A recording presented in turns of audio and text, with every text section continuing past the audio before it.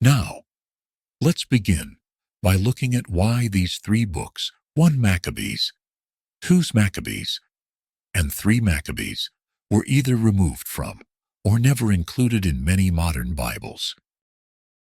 The answer is more complex than you might think.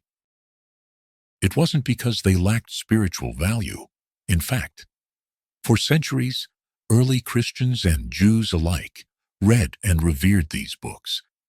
They were included in the Septuagint, the Greek translation of the Hebrew Scriptures, which was the version of the Bible that Jesus and the apostles most likely referenced. So what happened?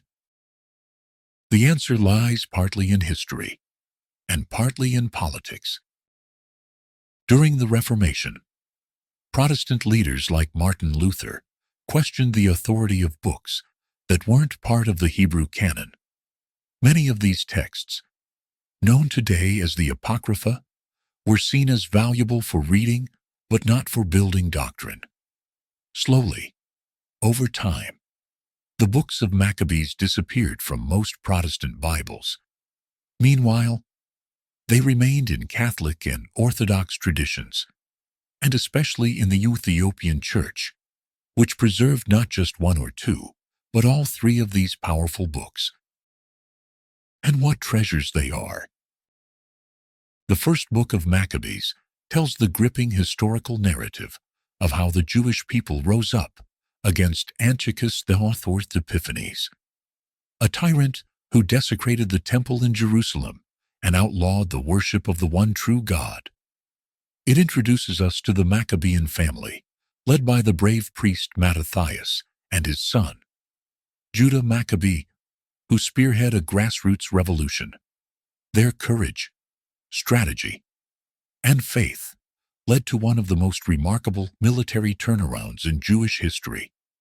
It's in this book that we also find the roots of Hanukkah, the Festival of Lights, commemorating the rededication of the temple. Then comes the second book of Maccabees, which shifts from history to theology. This book dives deeper into the why behind the battles. It paints powerful portraits of martyrs, men, women, and even children who endured unspeakable torture rather than betray their God. One of the most heart-wrenching stories is that of a mother and her 7 sons, who were each executed for refusing to eat pork in violation of the Torah. Yet through it all, they held firm, declaring that God would raise them up again. It's in 2 Maccabees that we encounter themes like resurrection, prayer for the dead, and the belief that martyrdom itself is a testimony of God's justice. And finally, the third book of Maccabees, a text many people have never even heard of. It doesn't focus on Judas Maccabee at all, but instead takes us to Egypt, where King Ptolemy IV threatens to annihilate the Jewish population living there. But in a miraculous turn of events, God intervenes not with swords, but with supernatural chaos. Elephants trained for mass destruction turn on their own soldiers.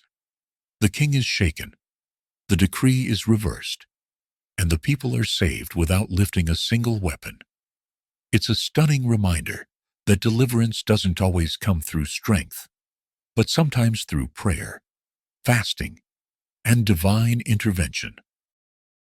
Together, these books tell a story of resilience, resistance, and revelation. They show us what happens when faith collides with empire, when the weak stand up to the mighty, not because they trust in themselves, but because they trust in a God who never fails. So what does this mean for us today? In a world where faith is often challenged, where truth is ridiculed, and where compromise seems easier than conviction, the books of Maccabees speak louder than ever. They remind us that the cost of faith can be high, but the reward is eternal. These are not just historical tales, they are spiritual roadmaps. They guide us back to what it means to be faithful, even when the odds are against us. And they assure us that when we stand with God, He always stands with us. So if these stories have stirred your heart, we invite you to join us on a deeper journey. Let us know in the comments which of the three books you'd like us to explore in more detail. We're planning full episodes dedicated to 1 Maccabees, 2 Maccabees, and 3 Maccabees, but your feedback will help shape what comes next. And don't forget to explore our full series on the hidden and banned books of the Bible. From the book of Enoch to the book of Jubilees, there's a treasure trove of spiritual insight just waiting to be rediscovered. You'll find the links in the description. Be sure to like, subscribe, and share this video because truth, this powerful, shouldn't stay hidden. So now let's dive into the books of Maccabees, a hidden chapter of biblical history where faith meets resistance and divine miracles. What if I told you that the spark of one of the most significant rebellions in Jewish history began with a single act of defiance? The first book of Maccabees isn't just a tale of war. It's a powerful story of faith under fire, where the very existence of the Jewish people's religious identity was at stake. This ancient text, excluded from many Christian Bibles, holds some of the most inspiring moments of faith, resistance, and miraculous victories you've never heard of. The Maccabean Revolt took place in the 2nd century BC, at a time when the Jewish people were being forced to abandon their sacred traditions. The Seleucid Empire, under Antiochus IV Epiphanes, was determined to erase Judaism, replacing it with Hellenistic culture and pagan worship. The Temple of Jerusalem was desecrated, and the people were ordered to offer sacrifices to Zeus. For many Jews, this was a line they could not cross. Does this sound familiar? Just as Daniel and his friends stood up to King Nebuchadnezzar, refusing to bow down to the golden image in Daniel 3, the Jews in 1 Maccabees faced the same choice: either forsake their faith or face death. The Maccabean Revolt mirrors the trials faced by faithful believers throughout the Bible, where standing up for God often meant risking everything. The rebellion begins with an act of courage that would change everything. A Jewish priest named Mattathias, confronted by royal officials who demanded he offer a pagan sacrifice, did the unthinkable. He refused, and in a moment of righteous fury, Mattathias killed the official who was enforcing the king's decree. This single act of defiance ignited the Maccabean Revolt.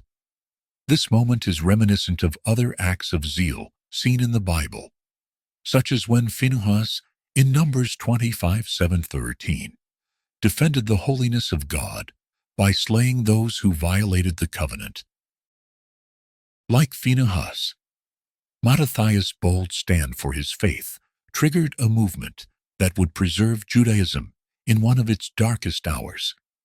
After Mattathias' death, the leadership of the rebellion passed to his son, Judas Maccabeus, a man whose name still echoes in the halls of history. Known as the Hammer, Judas became a legendary military leader. Despite facing a vastly superior force, his small band of fighters repeatedly defeated the mighty Seleucid armies.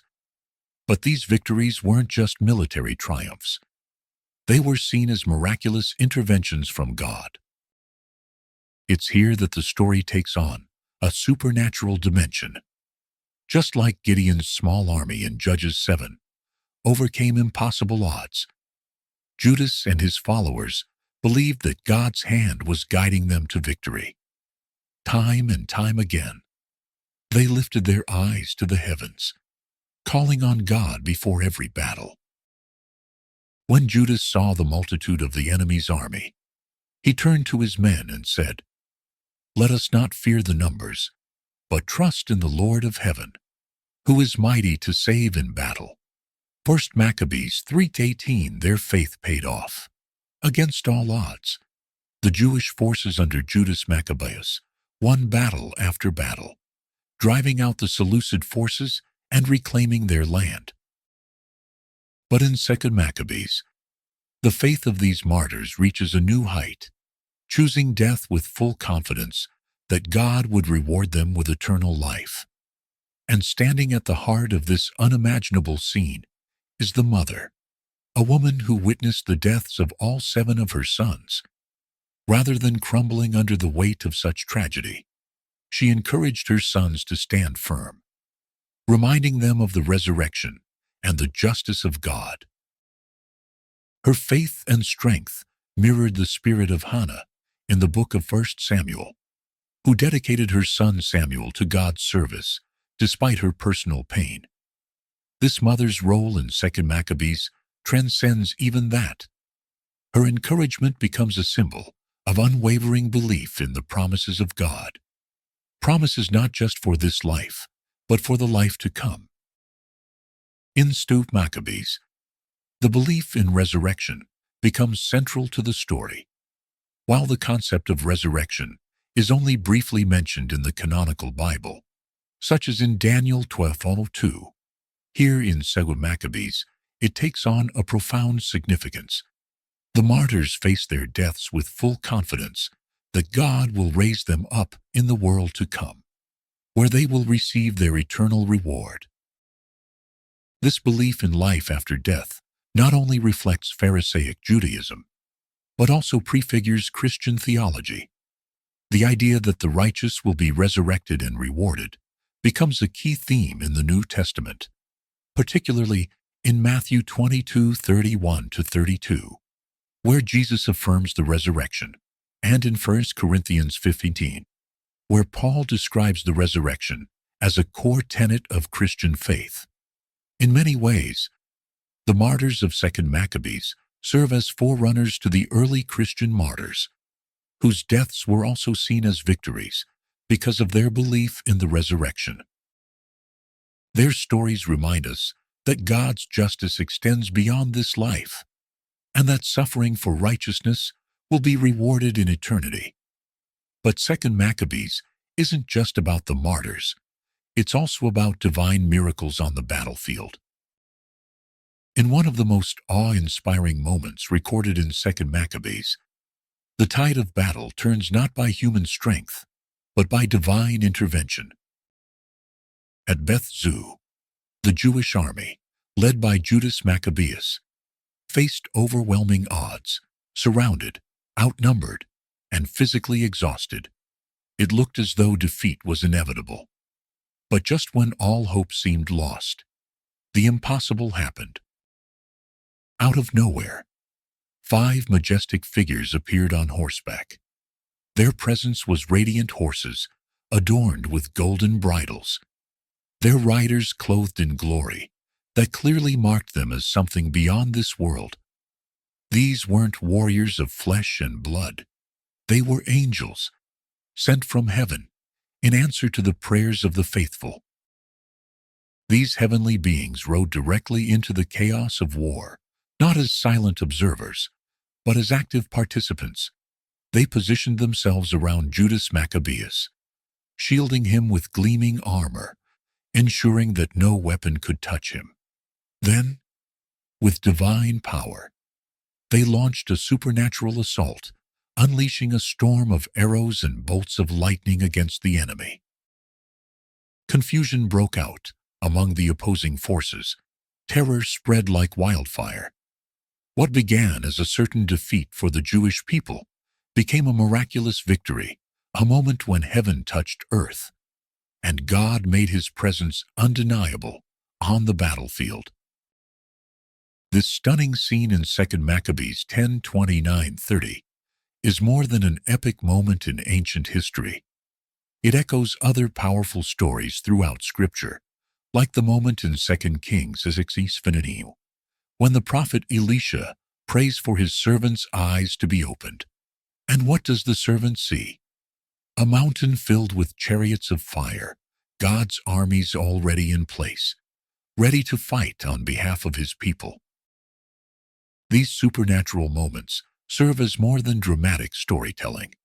They are divine reminders that God is never absent in our battles, even when we cannot see him, even when the enemy seems stronger. God's protection surrounds the faithful. His angels stand ready not only in ancient wars, but in the spiritual struggles we face today. So if you've ever wondered whether God sees your fight, whether he shows up in moments of desperation, let 2 Maccabees assure you, he does. His deliverance might not always come with lightning and war horses, but his presence is just as real, just as powerful, and just as faithful. Another powerful moment of divine guidance comes when Judas Maccabeus receives a vision of the prophet Jeremiah, who hands him a golden sword and tells him to take it into battle. This sword isn't just a weapon. It's a symbol of God's assurance that Judas will be victorious. Jeremiah stretched out his right hand and gave Judas a golden sword, saying as he did so, "Take this holy sword, a gift from God, with which you will strike down your adversaries."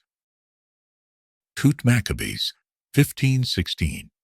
This vision gives Judas the confidence he needs to lead his forces into battle, knowing that God's favor is with him.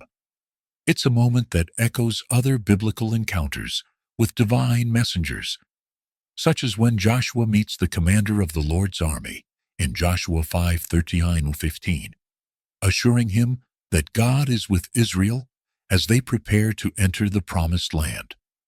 2 Maccabees is more than just a continuation of the Maccabean revolt.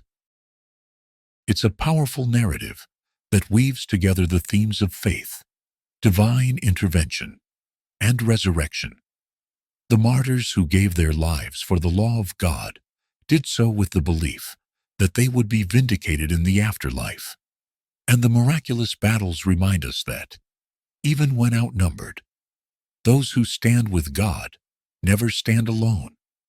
The stories of 2 Maccabees deeply influenced early Christian thought, especially the connection between martyrdom and resurrection. The courage of these martyrs and the miracles on the battlefield inspire a faith that looks beyond the suffering of this world, trusting in God's ultimate justice. But as powerful as this book is, the story of the Maccabees doesn't end here. In 3 Maccabees, we see how God's protection extends beyond the battlefield, delivering his people from political oppression in ways you won't believe. The 3rd book of Maccabees doesn't take place in the land of Israel. In fact, this astonishing story of oppression and divine deliverance unfolds in Egypt, far from the familiar battles of Judas Maccabeus. It's a book that reveals how God's power isn't bound by geography. He protects his people wherever they are, even in exile. And this time, the weapon of choice isn't the sword. It's faith and the miraculous intervention of God. While 1 and 2 Maccabees focus on the Jewish struggle against the Seleucid Empire in Judea, 3 Maccabees takes us into the heart of Ptolemaic Egypt, where the Jews face a new kind of persecution, not on the battlefield, but in the political arena. And just when things seem darkest, God steps in, and what happens next is nothing short of a miracle. The story begins with Ptolemy IV, the ruler of Egypt, attempting to force his way into the Temple of Jerusalem, fresh off a military victory against Antichrist III. Ptolemy wanted to enter the Holy of Holies, the most sacred part of the temple, reserved only for the Jewish high priest. His arrogance and disrespect for the Jewish faith would soon cost him dearly. As Ptolemy tried to enter the inner sanctum of the temple, God struck him with paralysis and blindness, preventing him from desecrating the holy place. Humiliated and enraged, Ptolemy returned to Egypt, where he plotted revenge, not just against the Jews in Judea, but against the Jewish population living in Egypt itself. Ptolemy's rage mirrors the same arrogance seen in rulers throughout the Bible.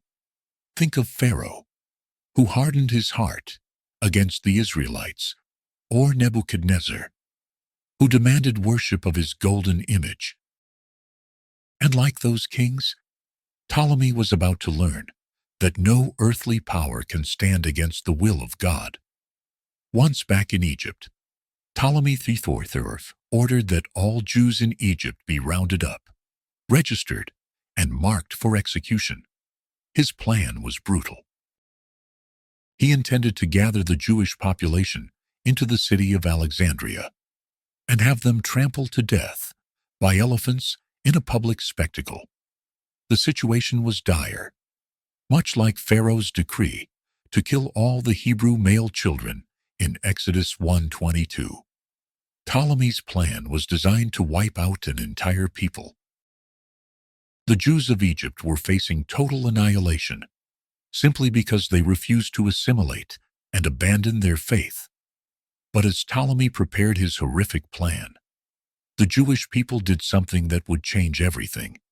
They turned to prayer and fasting.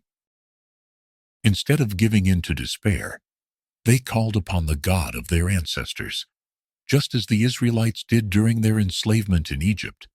And just like in the days of Moses, God heard their cries.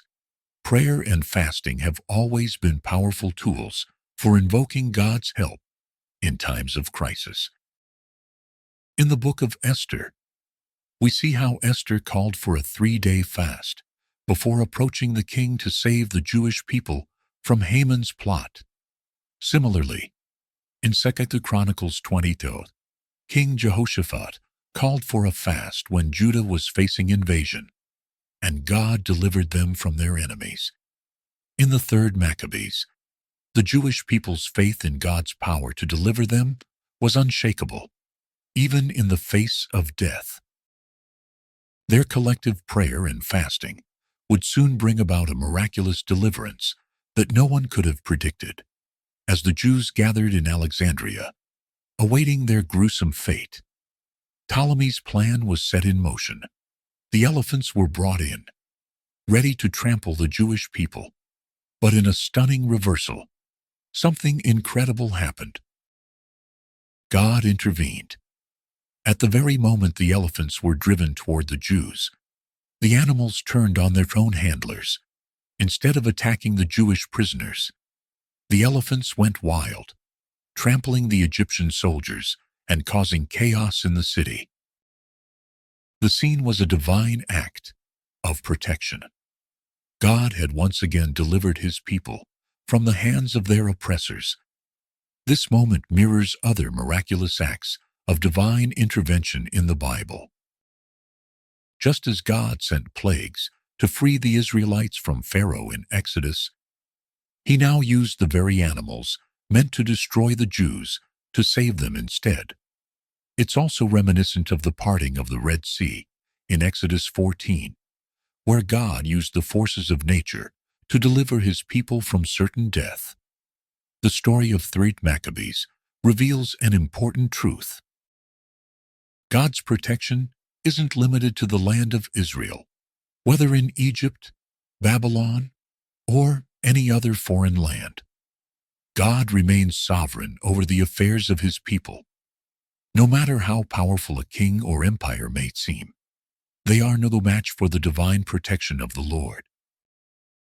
This theme of God's sovereignty over political systems echoes the visions in the book of Daniel, where earthly kingdoms rise and fall, but the kingdom of God endures forever. Ptolemy, like Pharaoh and Nebuchadnezzar before him, learned that God's hand cannot be stayed by human power. In the end, Ptolemy IV was forced to abandon his plans and acknowledge the power of the Jewish God. The deliverance in 3 Maccabees isn't just a footnote in forgotten history. It's a testimony that still speaks to us today. A testimony that reminds us God doesn't need swords to win battles. He doesn't rely on the strength of armies or the strategies of kings. He moves in power when his people humble themselves, seek his face, and refused to compromise their faith, even when it cost them everything. The Jewish people in Egypt could have given up. They could have assimilated, bowed to the king's demands, or abandoned their traditions for the sake of safety. But they didn't. Instead, they chose the harder path: prayer over protest, trust over terror, and worship over fear. And because of that, heaven responded. When we read stories like this, it's easy to admire them from a distance. But what if these stories are more than history? What if they are a mirror reflecting our own time, our own struggles, and our own choices? Maybe you're facing your own version of Egypt right now. Maybe it's a system that tries to silence your convictions. Maybe it's isolation, discouragement, or injustice that feels too heavy to carry. Whatever it is, 3 Maccabees offers you more than inspiration. It offers you a promise. When God's people remain faithful, God remains near. He may not always act in ways we expect. He may not remove the threat immediately. But He always honors unwavering faith. He always honors the cry of His people. And sometimes, just like in Egypt, the very forces meant to destroy you will end up witnessing the power of your God. That's why stories like this matter. That's why these banned books, hidden for centuries, are worth rediscovering. Because they don't just fill in historical gaps, they remind us of eternal truths. They breathe new life into old promises, and they rekindle hope for anyone who dares to believe that God is still writing stories of deliverance today. So as we wrap up this video, take a moment to reflect. What part of this story spoke to you the most? Was it the people's unrelenting devotion in the face of death? The supernatural way God disrupted the enemy's plans? Or maybe it's the king himself, forced to acknowledge a power greater than his own? Let us know in the comments below. We love hearing how these ancient texts are still speaking to hearts in the present day. And if you've been moved by this story, don't keep it to yourself. Share this video with someone who's walking through a hard season. Someone who needs to be reminded that God still delivers, still protects, and still honors the faithful. This is just one part of our continuing series here at Deep Bible Stories, where we explore the books that history tried to silence. If you haven't yet, go back and watch our episodes on the Book of Enoch, the Book of Jubilees, and others like the Ascension of Isaiah or the Apocalypse of Abraham. Each of these texts reveals something incredible about God's justice, His mercy, and His desire to be known. All the links are waiting for you in the description. And if you don't want to miss what's coming next, hit that subscribe button and turn on notifications. We've got so much more to explore together. Because sometimes, the books we were never told to read contain the truths we've been longing to hear. Stay faithful, stay curious, and until next time, remember, when you stand with God, no empire can stand against you.